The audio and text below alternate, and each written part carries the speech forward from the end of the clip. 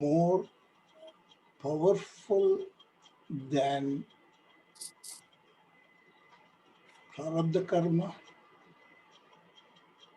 Okay. First question. What is your second question? Second question is about the sannyasa.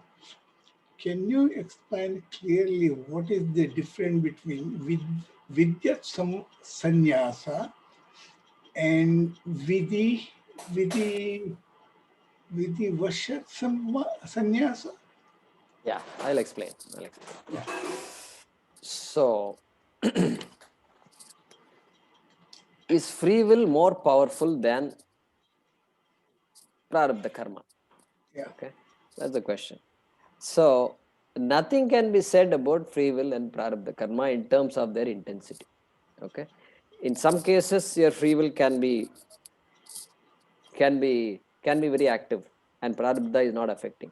In other cases, where I do whatever I need to do, and still nothing moves. Nothing moves. Tadangal, we say in Tamil. Tadangal means obstacle, one obstacle after another, just doesn't move. And so in that case, prarabdha seems to be defining the outcome. And so it can be anything based on the situation, based on a person's life. So that we can never say which is more powerful. And so it's very clear both have a role to play, and free will definitely has a role to play, and that much we have understood. Now, second question: two types of sannyasa, vividisha sannyasa and vidvat sannyasa. Those are the main. There are other sannyasi types also, but these are the main things. And so sannyasa, taking sannyasa in order to pursue the shastra. Okay, so one has completed all duties to be done, and there's no more duties to the family, etc., and that person wants to study. This one fact is there: the shastram, everybody has the same observation. I'm trying to study. I've been trying to study Bhagavad Gita for the last 10 years, 15 years. Somehow or the other, it didn't work out. These online classes are helping me a lot, like this. So look at the struggle. The desire to study is there, but the time is not there. Correct? Therefore, some people, what they will do, our shastram allows for that. Hey, you really speaking, it is not just a modern day phenomenon. This is the same thing. Everywhere people have said the same thing. I want to study, but I don't have time to study. They didn't have time. Those days, at least today, we have machines. You put the clothes in the washing machine and it goes. And everything, there is a machine. And the other day, my mother asked me to, she wanted an orange. So I went to the kitchen and then I peeled the orange and then, etc. And then I came back and gave it to her in a cup. And then she tells me, why this long? Okay. Okay. Why this long? You know what I told her? It came just like that. I said, Ma, we have a machine to wash clothes.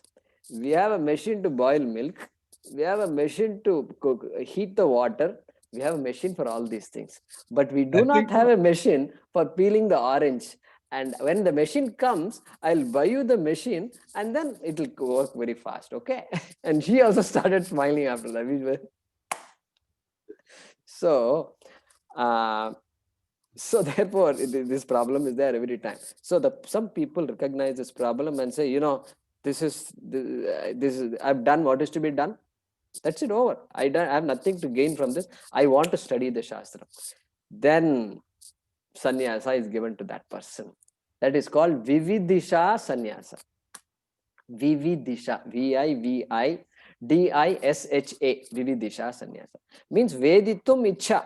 The sannyasa taken because I have a desire to know. Vividisha, desire to know. And that sannyasa is called. Therefore, once sannyasa is given, then nobody can ask him to do this or that. And because that slot is like that. And so that person is independent, he or she. And that's called Vividisha sannyasa. Then what about Janaka and other people? Those who are already wise, they already knew. And they're all grahasthas. Today, grahasthas only. There are wise people who are all grahasthas in this day and age because sannyasa is there. But but the lifestyle is such. And so that person, when that person who already knows takes to sannyasa, that is called what? Vidvat sannyasa. VIDVAT. Vidvat sannyasa. Okay. And that person takes to sannyasa because that's the next natural step. And there are no more any demands from him and him or her. And so that's the difference, Haraprasad. Okay. So is he already knowledgeable? Correct. The person already is a wise person. There's nothing more to be accomplished. Then what we say is jnana nishtha. Jnana nishtha. Jnanam is there, but nishtha is not there. Nishtha means, like that homeless person who got a lottery ticket, right? Yeah. Nishtha is not there. The person thinks he has to go out and beg. Evening time comes, he goes out and beg. Yeah. Hey, he's sitting in a multi-floored mansion and he doesn't have to beg. So that nishtha has to come. Nishtha has to come. So for that sannyasa. So that person, yes, knows, and that is called vidvat sannyasa. Okay. Yeah. Swapna here. I have a question or a couple Yeah. of questions. Yeah. Go ahead, Swapna. Okay. Verse 21. Maybe I heard you wrong, but this is what I heard. You said you used sakara to sreshta. Is it sreshta or shreshta? Is it a sha or a sa? It is Shivasha. Okay. Shivasha. Yeah. And Shreshta. Yeah. And the last word of that verse, lokastad anu vartate. So, how does it break? Lokaha, Lokaha tad tad, tat is better. Tat because that nominative first case singular is tat. Then anuvartate. Anuvartate means follows. Tad follows that. Follows that means what? What is that? What can that mean?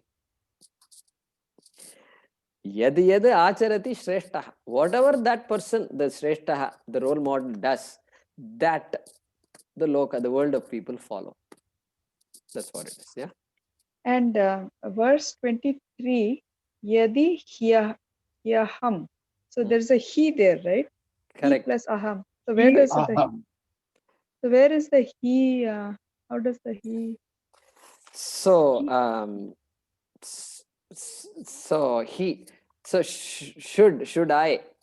So if I were to, if indeed I did not, so that sense of indeed, if I really did not do what I'm supposed to do, that is the meaning of he there. So there are various ways of translating it. We just translated it in one way. Yeah. And if I may ask one more, duty versus right? So in our culture, like you rightly said, we are a duty-bound culture, and in the United States, it's my right, your right, what right. So duty also, isn't there a duty towards yourself? What I'm getting at is, while you're doing your duty and there is abuse coming your way, isn't there a duty towards, stopping that, or moving away, or meaning in the name of duty, one cannot allow abuse happen to you, right? Absolutely.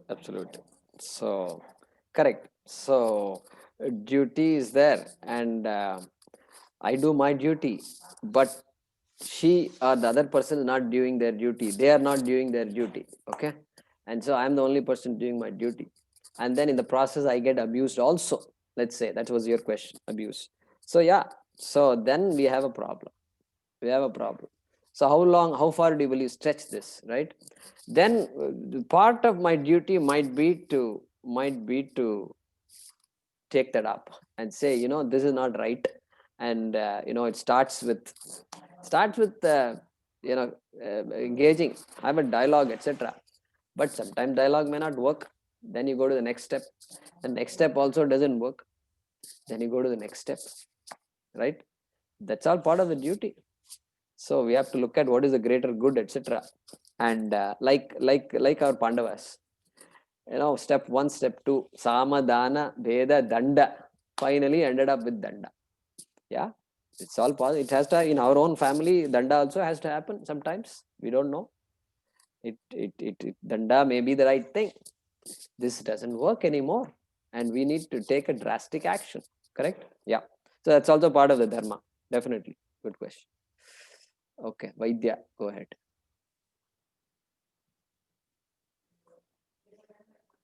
You can unmute yourself. Yeah. Can you hear me, Jaykumarji? Yeah, go ahead. Okay, last time I had trouble being heard. So my first comment I wanted to make was about, you mentioned Vidvat Sannyasa, right? And in modern day example, not modern day, maybe, last 300 years, let's say, the great composer Tyagaraja, who wrote all these devotional hymns in Carnatic music. He was a Grihastha most of his life, and it is said he took Vidvat Sannyasa. So that's why today you do an Aradhana, Tyagaraja Aradhana, because he took sannyasa. Correct. You're right. Correct. It is called Avat Sannyasa. No, No, Avat Sannyasa is different. Avat Sannyasa is when you're in. Shankaracharya is opposite. Said to, in the sense that he took Avat Sannyasa when the crocodile got hold of his feet. Maybe, So, maybe Vaidya, that's one of case. Your voice is cutting. For some reason, it's just going and coming. Okay. Shankara's case may be one of case, but most of the. Yeah. So Apat Sannyasa, I don't know if Tyagaraja took Apat Sannyasa or not. But according to Vaidya, it is Vidvat Sannyasa because Vidvat is more important there because Tyagaraja was a jnani, was an enlightened person, and so he took sannyasa. That must be Vidvat Sannyasa. Apat is different. Atpat is so that's different. Shankaracharya took opposite. Yeah, Apat is different. So it's Yeah. there is a life-threatening situation has come up. There is a terminal Yeah. illness, something like that. Then the Yeah. person the person says, "I will take sannyasa." And Somebody because I know that have taken sannyasa at the late end of their life, like after you turn around 90 or something, they want to take sannyasa, and then they take for 4 to 5 years, they go on and then they attend. 4 to 5 years, what? No, 40 years they live as sannyasa, and then they attain mukti. Yeah. So you're talking about Apat Sannyasa, Yeah. right? Yeah. So Apat Sannyasa, sometimes what happens that the reason for which the sannyasa was taken goes away. Means that the disease, that illness disappeared. So now the person has to decide, can I live a life of sannyasa or what? Correct? Because now that person is healthy, and so now what is the person going to do? Is he going to come back with the family, or the person is going to lead the life of a sannyasa? So But truly speaking, there's no other way also, because once you have taken sannyasa, you can't return to your family.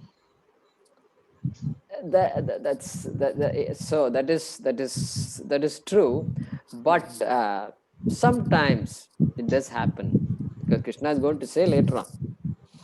Going to say, so dukkham aptam ayogataha. A person who is not yet ready, that antakarana shuddhi is not there, takes to sannyasa. Krishna is going to say, life is going to be tough. Yeah. It's easy to put an awkward robe, just walk away and do all that. But if the antakarana shuddhi is not there, the person is going to be restless, and there is no avenue also, because sannyasi means you can't do certain things. And generally, you can't go to a movie. And this fellow thinks his hero is Amitabh Bachchan. And every Amitabh Bachchan he wants to watch. And next movie he comes, he watches all these people going to, stands outside the theater and then just stands like, because he can't go to the movie, People will say, oh, sannyasi, how can you go to the movie? So this is what happens. This is a problem. So solve all your problems first before you take sannyasa, right? Solve all your emotional problems. Yeah. Eugene, that's my next question. What are other forms of sannyasas? Yeah. So this apat is there, and in terms of the reason for taking sannyasa, there are these three main types: apat sannyasa, vidvat sannyasa, and vividisha. Then there are other types. How the sannyasi leads a life and all. There are some kutichaka sannyasa, and then bahudaka, etc. There are some certain things. So that means whether you get your food within your own house, or whether you go about getting food from others. Based on that, there are some types of sannyas. So these are all accepted in our Shastra. Yeah. That is how the tradition was. That is how it is. Even today, in the northern part and many parts where the sannyasis are there, you will find these things. You will find it. Rishikesh, you go, you will see all ashrams, sannyasis. Will be a lot of sannyasis. Yeah, and their food. This livelihood depends on people who give them food. Sarva karma sannyas. Yeah. Okay. Anything else? Mahesh is there. Go ahead, Mahesh. Yeah. Besides, we also learned some time ago, earlier in this chapter, about Naishkarma sannyasa and ashrama sannyasi, right? And sarva karma sannyasi. So, where is that is that a subset of the one of those three? Yeah. So far, we were talking about sannyasa as an ashrama, as a stage in one's life. Okay. So before sannyasa, there was a grihastha ashrama or vanaprastha ashrama. Before that, there is brahmacharya ashrama, etc. So that we use the word sannyasa in that context. A person wearing a ochre robe. Okay. We're talking about that person. But sarva karma sannyasa means what? Giving up all karma. The completely giving up all karma, all actions. How can anybody give up all actions? Krishna says, nahi kaschit kartum kshanamapi. Okay. Nahi kaschit kshanamapi jatu tishtatya karma kritam. Nobody can be there without doing any action. So, but here sarva karma sannyasa. So the only way of giving up action is by recognizing that I am not a karta. Correct? That is the meaning of giving up action. Krishna says, I have nothing to do. That means I am akarta. I know I am an akarta. But yet I have to do so many things. Correct? So later on we will see. Krishna is going to talk about some more shlokas. Karmanya karmaya pashyet ityadi. So there sarva karma sannyasa means this actionlessness. Sannyasa, giving up. Samyak nyasaha. Completely given up karma. That is the meaning of that phrase, sarva karma sannyasa. It doesn't refer to. So here, then what about the vidvat and vividisha sannyasi? A vividisha sannyasi has taken up the ashrama of sannyasa. He's joined this group of people who are all wearing this ochre robe. But the person has done that for the sake of studying, for the sake of knowing. And therefore, that person is not a sarva karma sannyasi yet. Okay, because the person is still beginning to learn. Yeah. But sannyasa ashrama itself means the person has no duties. Correct? All the duties that person had before, now the person does not have. Therefore, from that perspective, that person is a sarva karma sannyas. No duties for that person. Even voting and all that, not there. for that person. No duties absolutely whatsoever. So therefore, from that perspective, you can say that person is a Sarva Karma Sannyasi. But from the perspective of knowledge, that person is not a Sarva Karma Sannyasi. Okay. So we'll talk more about it. Okay, good. So we will, it's about 8 o'clock now. Any other questions? No. Okay. Om Swasti Prajabhyah Paripalayantam Nyayena Margena Mahim Mahishaha Gobrahmanebhyah Shubhamastu Nityam Loka Samasta Sukhino Bhavantu. Om Namo Bhagavate Vasudevaya Dhanvantaraye Amrita Kalasahastaya Sarvamaya Vinashanaya Trailokyanathaye Shri Mahavishnave Namaha. Om Namo Bhagavate Vasudevaya Dhanvantaraye Amrita Kalasahastaya Sarvamaya Vinashanaya Trailokyanathaye Shri Mahavishnave Namaha. Om Namo Bhagavate Vasudevaya Dhanvantaraye Amrita Kalasahastaya Sarvamaya Vinashanaya Trailokyanathaye Shri Mahavishnave Namaha. So on Wednesday, we will chant the Bhagavad Gita. We will chant, and then in between, I also want to recognize all our sevaks, all many of you who've been helping us on so many aspects.